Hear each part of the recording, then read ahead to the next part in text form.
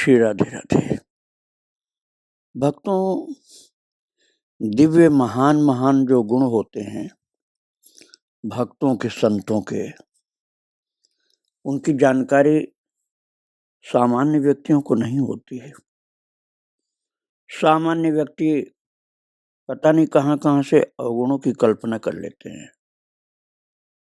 उनका संग किसी महान पुरुष से हुआ नहीं होता है, इसलिए वो अपने मन में एक भ्रांत धारणा बना लेते हैं।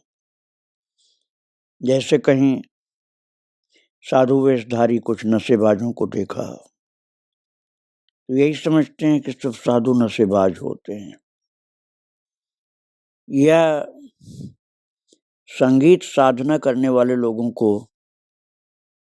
कुछ कुसंग के कारण अखाद्य खाते हुए ये देख लिया, अर्थात नशा आदि करते हुए, तो समझते हैं कि सब नशेबाज होते हैं। किंतु बेचारे अज्ञान में हैं जो व्यक्ति ऐसा सोचते हैं। उनको नहीं पता है कि संत इतने महान होते हैं कि स्वयं भगवान उनका गुणगान करते हैं, उनका आदर करते हैं, और संगीत के द्वारा तो देवर्षि नारद जी भगवान का गुणगान करते हैं,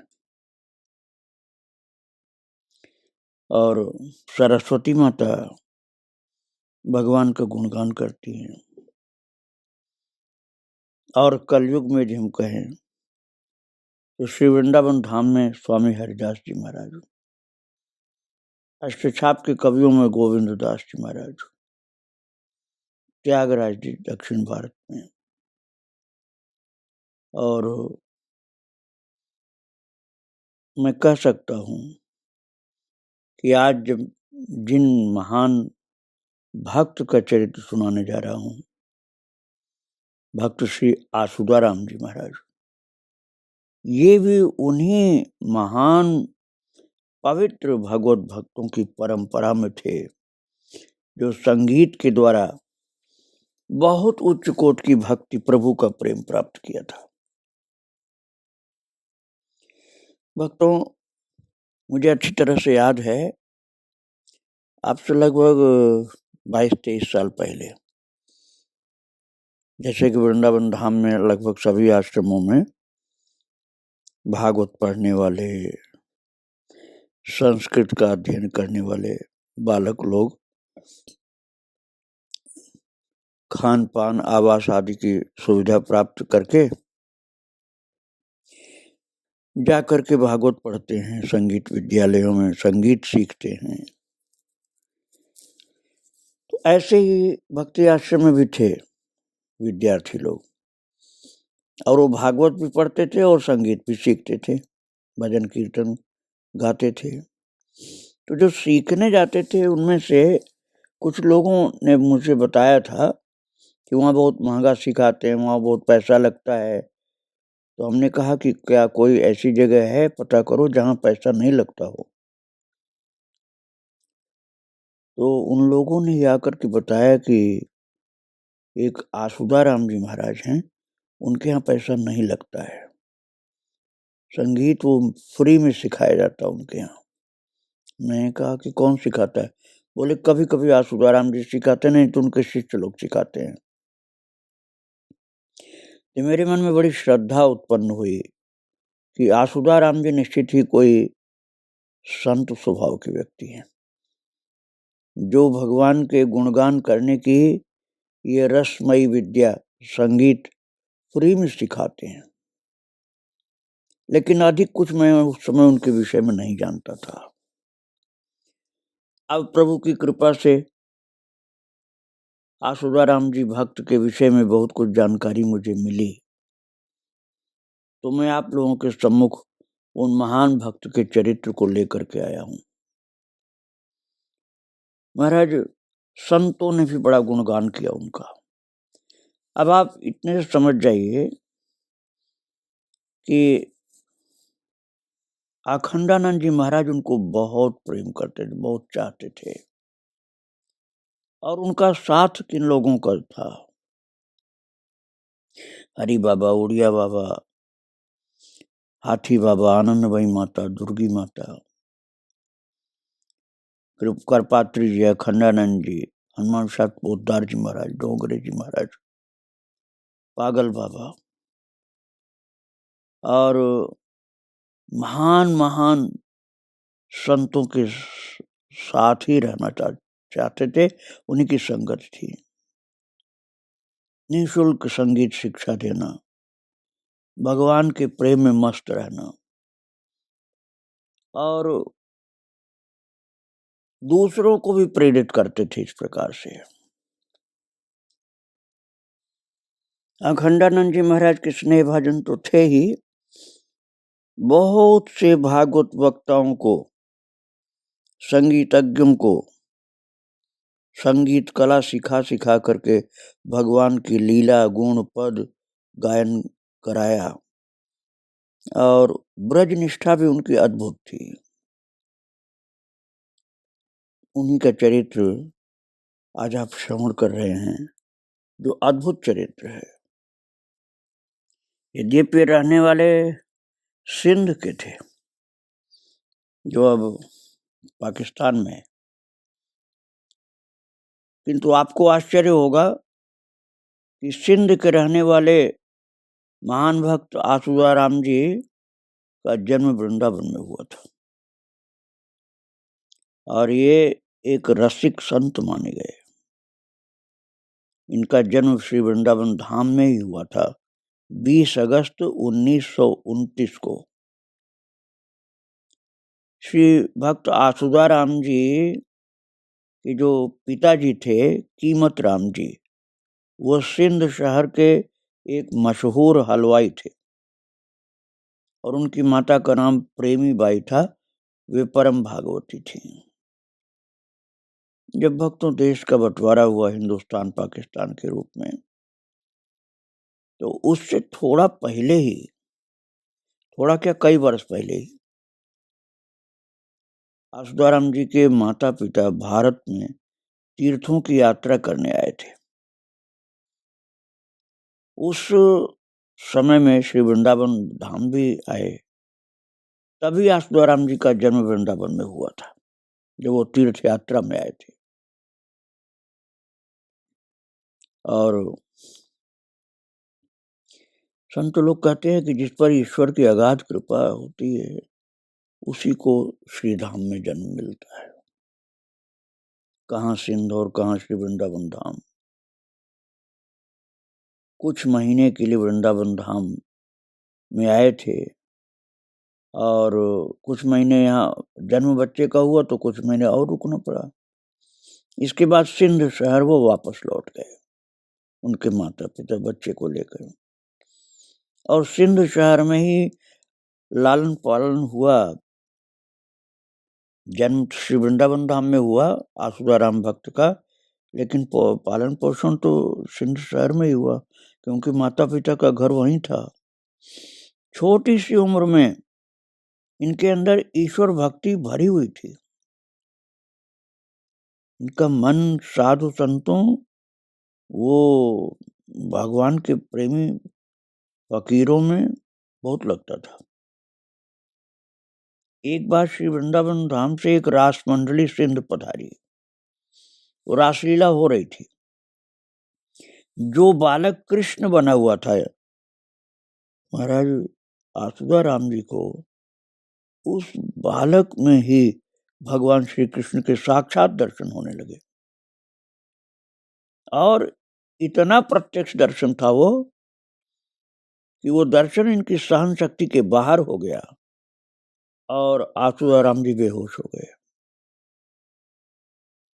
ये इनके बचपन की घटना है। बाद में जब पूछा गया कि क्या हो गया था, तब उन्होंने बताया कि स्टेज पर स्वयं कृष्ण भगवान प्रकट हो गए थे, जो उनको दिखलाई पड़े थे। 17 वर्ष की युवावस्था में लाहौर में मैकेनिकल इंजीनियरिंग कोर्स की पढ़ाई पूरी की थी। इसके बाद 18 वर्ष की उम्र में आसुदाराम जी का विवाह हुआ था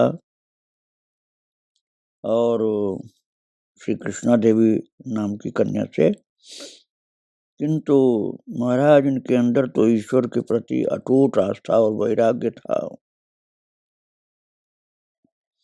इतना वैराग्य था कि एक बार अपने घर वालों को छोड़कर एक साधु के साथ वृंदावन चले आए। अब आप कुछ अनुमान कर पाएंगे उनके वैराग्य के विषय में कि उन्होंने स्वामी अखंडानंद सरस्वती जी से संन्यास लेकर के वेदांत ग्रहण करना प्रारंभ किया। वेदांत अध्ययन करने लगे, क्योंकि महाराज जी बहुत भक्त भी थे, वेदांती भी थे। तो उस समय आसुदाराम जी महाराज ने श्री हरि बाबा, उड़िया बाबा, प्रभुदत्त ब्रह्मचारी, डोंगरे जी महाराज, हाथी बाबा, करपात्री जी महाराज, आनंदमयी माता, देवराहा बाबा, हनुमान साहब जी पोद्दार, पंडित गया प्रसाद जी, इन सब संतों का सानिध्य प्राप्त किया। 2 वर्षों बाद इनके परिवार वाले इनको ढूंढते ढूंढते ढूंढते वृंदावन में आ गए, और वृंदावन में महाराज श्री अखंडानंद जी के पास ही आ गए, अर्थात इनके गुरु जी के पास आ गए, और स्वामी जी को सारा वृत्तांत सुनाया, घर परिवार की बात, विवाह हो गया है, ऐसे छोड़ के सबको चला आया। जब ये सुना महाराज जी ने, स्वामी अखंडानंद जी महाराज ने, तो ऊपर से थोड़ा नाराज हुए अखंडानंद जी महाराज, आसुदाराम जी के ऊपर थोड़ा नाराज हुए। भगत जी कहा जाता था उन दिनों, आसुदाराम जी को भगत जी कहा जाता था। तो भगत जी के ऊपर थोड़ा नाराज हुए स्वामी अखंडानंद जी, लेकिन अंदर से प्रसन्न हुए। अंदर से प्रसन्न इसलिए हुए कि इस बालक को इतना वैराग्य है और भगवान की भक्ति भी है, और संन्यास लेकर के भक्ति साधना और वेदांत की साधना भी शुरू कर दिया है। लेकिन ये तो विवाहित है, घर में इतनी जिम्मेदारी इसकी है। ये सब समझ करके स्वामी अखंडानंद जी ने भगत जी अर्थात आसुदाराम जी को समझाया और कहा, जो ईश्वर की भक्ति तुम करना चाहते हो वो तो गृहस्थ जीवन में भी रहकर कर सकते हो।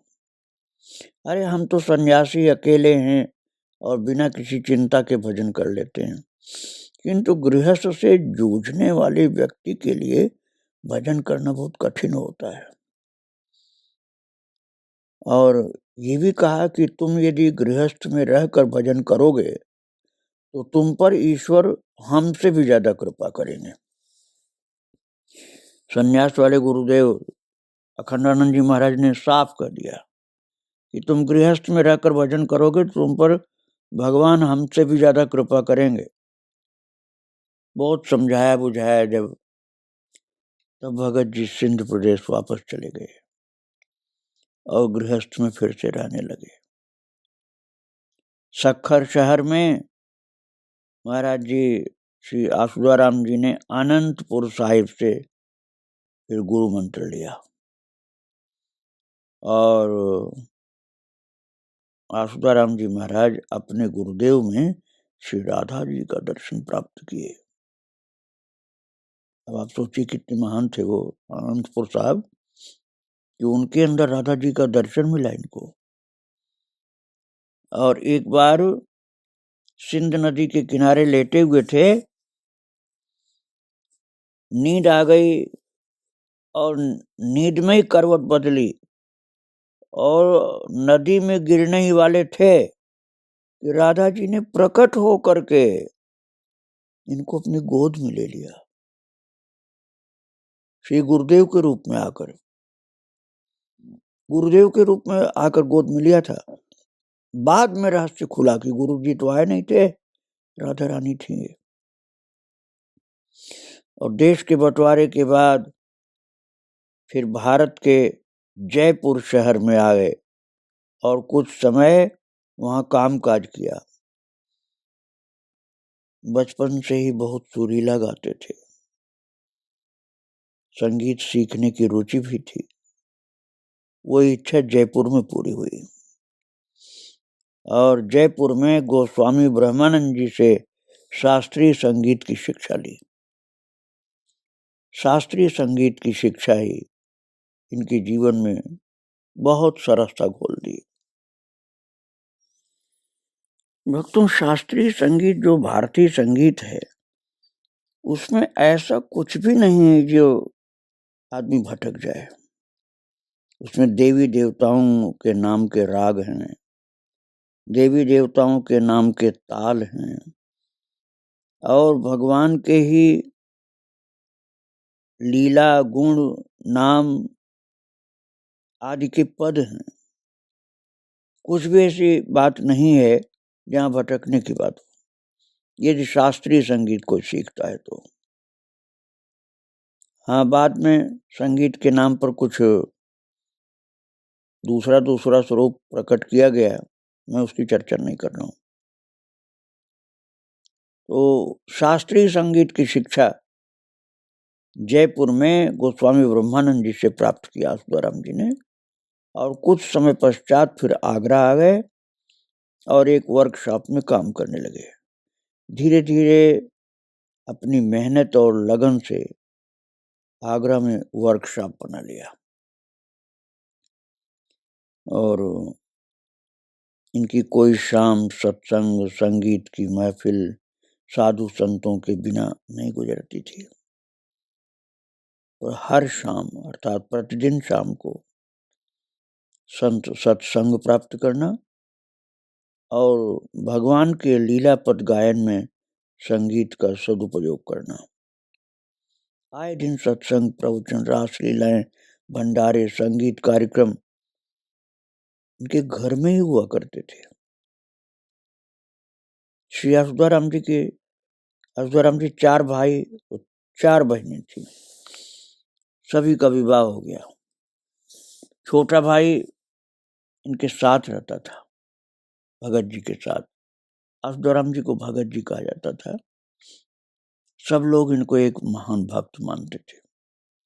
हर रविवार सुबह आगरा से वृंदावन आते थे और श्री बांके बिहारी जी के दर्शन करते और गोवर्धन परिक्रमा करते। हर रविवार ऐसा करते थे। अब आप समझिए कितनी निष्ठा थी। आगरा से हर रविवार को आना, बिहारी जी का दर्शन करना और गोवर्धन परिक्रमा करना। अपना व्यापार का कार्य भी करते और भगवान की भक्ति में लगे रहते। कुछ दिन बाद इनका व्यापार बंबई से होने लगा, तो बंबई में आने जाने लगे और 1954 के वर्ष में लता मंगेशकर जी इनकी धर्म बहन बन गई और वर्ष में 2 बार श्री वृंदावन आसुदाराम जी के साथ आने लगी थी। वो श्री भगत जी अनेक कलाकारों को श्री वृंदावन लेकर के आए और वृंदावन में स्वामी हरिदास समारोह का शुभारंभ कर दिया, जो अब भी होता है भक्तों। प्रतिवर्ष संगीत समारोह होने लगा। कुछ वर्षों के बाद